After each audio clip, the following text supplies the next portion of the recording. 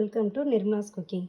இன்றைக்கி ஒரு lunch recipe தான், அதாவது பிதக்கம்பருப்பு குழம்பு. இந்த அவரைக்காய் ஏற்கனவே நான் பாருங்கள் உங்களுக்கு களியும் கொட்டை குழம்பு வீடியோ போட்டிருக்கிறேன்.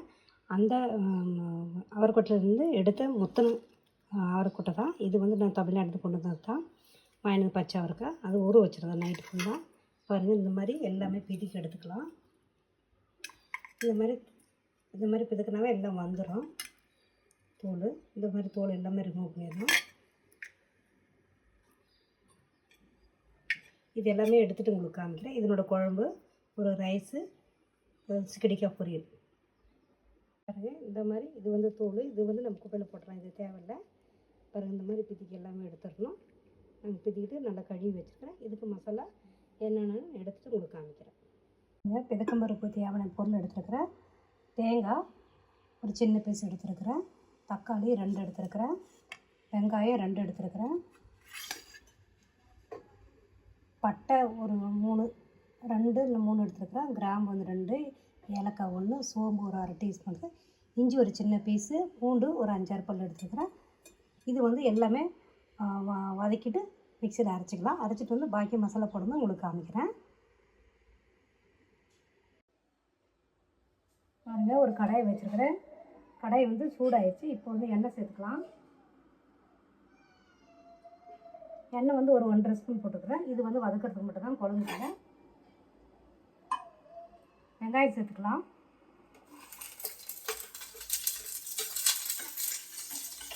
வெங்காயம் கொஞ்சம் நல்லா வதங்கட்டும்.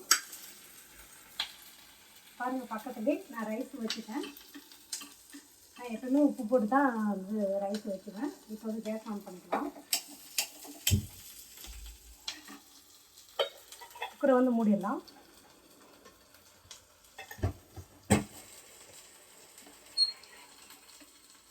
வேகட்டும்.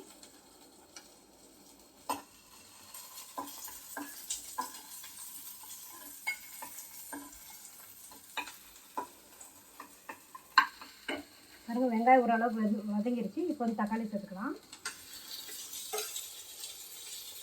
அப்புறம் இஞ்சி, பூண்டு, பட்டை, லவங்கம் இது எல்லாமே சேர்த்துக்கலாம்.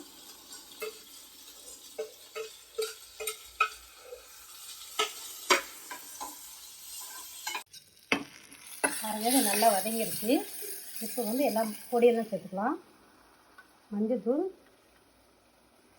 ஒரு 1/4 டீஸ்பூன் போதும். இதான் பருப்பு கம்மி இருக்குல்ல. காரத்துக்கு ஒரு 1/4 டீஸ்பூன்.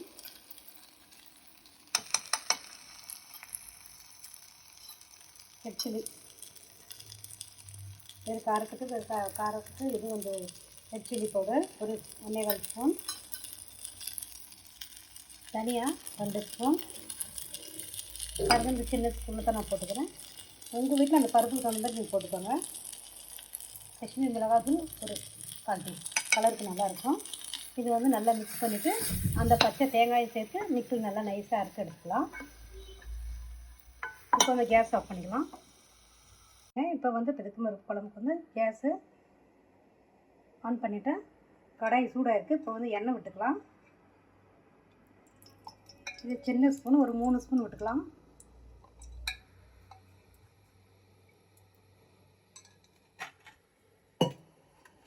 எண்ணெய் காஞ்சிடுச்சு. இப்போ கடுகு சேர்த்துக்கலாம்.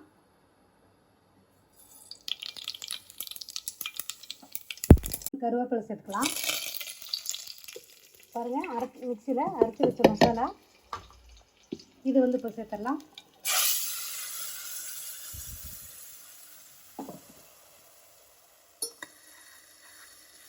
நல்லா மிக்ஸ் பண்ணிக்கலாம்.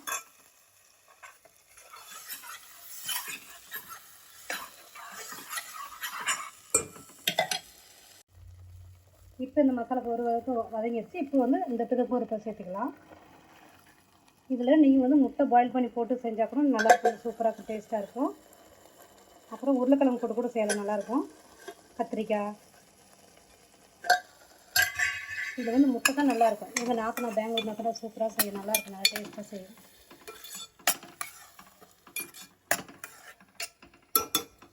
இதுக்கு தேவையான உப்பு சேர்த்துக்கலாம். நீங்கள் உங்கள் வீட்டில் டேஸ்ட்டுக்கு தகுந்த உப்பு சேர்த்துக்கோங்க.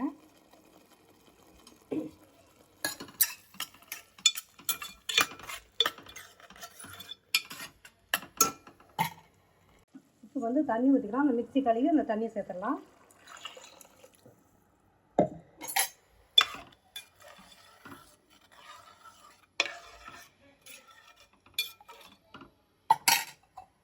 இப்போ வந்து மூடி போட்டுடலாம். வேகட்டும்.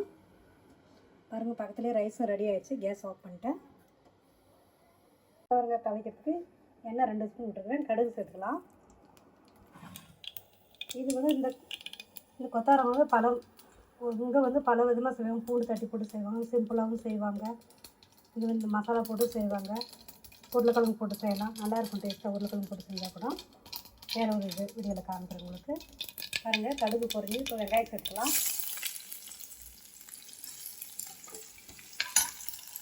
ஃப்ரை ஆகட்டும்.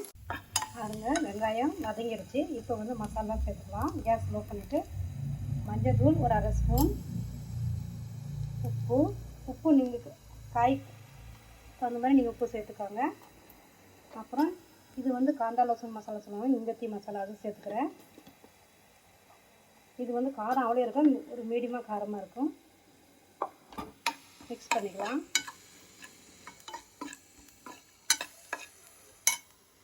பாருங்கள், கொத்தவரங்காய் நம்ம ஊரில் முத்தனதாக மாதிரி தான் கிடைக்கும். நம்ம வேச்சி எடுத்து தான் நம்ம பொரியல் பண்ணுவோம். இங்கெல்லாம் வேச்சி எடுக்கவே தேவை. டைரெக்டாக இப்படி கிள்ளிட்டு பாருங்கள், ஒன்று கூட முத்தனை எல்லாமே எலசு.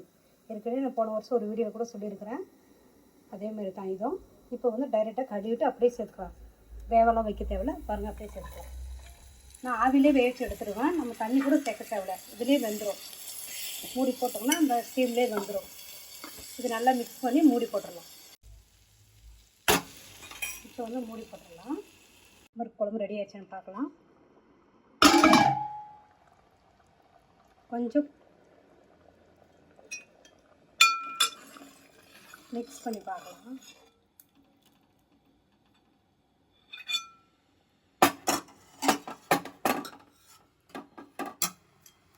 ஏன்னா வீடியோ நானே எடுக்கிறதுனால ஒரு கையில் கேமரா இருக்குது, ஒரு கையில் செக் பண்ணி பார்க்கணும். சூப்பராக பருப்பு வந்துருச்சு. இப்போ வந்து கொஞ்சம் கொத்தமல்லி தழை தூவிக்கலாம்.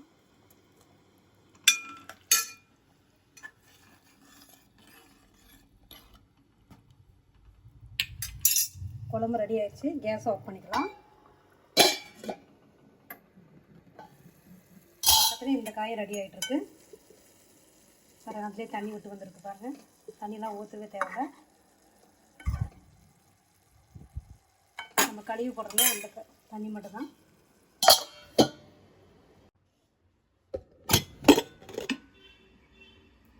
சூப்பராக ரெடி ஆயிடுச்சு. ஆவி பறக்க ரைஸ்.